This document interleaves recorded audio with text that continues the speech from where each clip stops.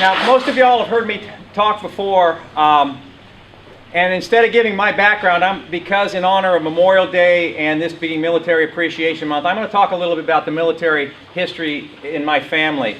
I'll start. We've had 5 generations of my family serve in the U.S. military since the Civil War, and I'll start out with my great-great-grandfather. He was killed at the Battle of Antietam at Bloody Lane, which was the bloodiest battle of Antietam. It's the bloodiest one-day battle in our history.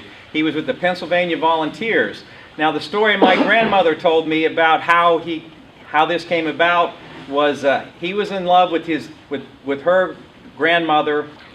The day before they went off to war, her father allowed them to get married, and he went off to war and never came back. About 3 months later, he was killed at Antietam, and so he never saw his grandchild. And that's the romantic version she gave us. We're not so sure it went like that in the family. It might have been more, you're going to marry my daughter, son, and if you make it back, good luck. But anyways, Grandma stuck to the other version, and she'd be very unhappy of me telling that right now. But if you saw on Facebook, there was a picture of me behind a grave marker for Memorial Day. That was my great-great-grandfather's gravestone that we located down in Antietam, and he got the military heritage in our family going. Next was my grandfather, Ralph Clark. He served during World War I. He enlisted in the Navy. He was 16 years old, way too young to be in the Navy, but they took him anyways because they needed men in the Navy. Next in line was my father. He's here tonight, Dick Wharton. He's in the back row back there.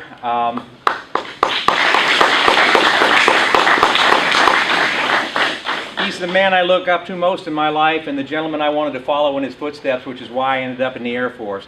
He served during the Korean conflict and the Vietnam War. He flew 2.5 combat tours in Vietnam with many missions over North Vietnam. I wanted to be a fighter pilot and follow in his footsteps. I did follow through the Air Force and ended up a transport pilot, so I'm happy to be a pilot, and that's why I am a pilot today. Also, my son is a member of the 121st Air Refueling Wing out of Rickenbacker. He's the 5th generation in our family. And we've had many other people in the family too. My brother Brent is a retired Air Force officer, C-130 test pilot. My cousin Stu Wharton, who owns this property, he's back here. He was in the U.S. Navy. We don't know how he ended up in the Navy, how he got away from the Air Force, but he did. You can see we are a military family. It's something we're very proud of, and we're very glad that y'all could come out to help us celebrate Memorial Day and Military Appreciation Month. That leads into veterans. We talk about veterans benefits, and that kind of irritates me a little bit because we tell our veterans, or should I say our men and women, when they go off to serve our country, if you are injured, we will take care of you. And when they come back, we aren't giving them the care that they deserve. And we hear this term veterans benefits bandied around quite a bit. I say it's veterans' rights because it's what they've earned. It's not something a benevolent nation is giving our veterans. It's something they've earned, and we need to straighten out the mess with the VA hospital, and we need to make sure these veterans get the care that they need in a timely manner. We can't risk allowing 40 of our veterans to die because they don't have the staffing out in Arizona. So, based on our military background, you know where I stand on veterans' rights.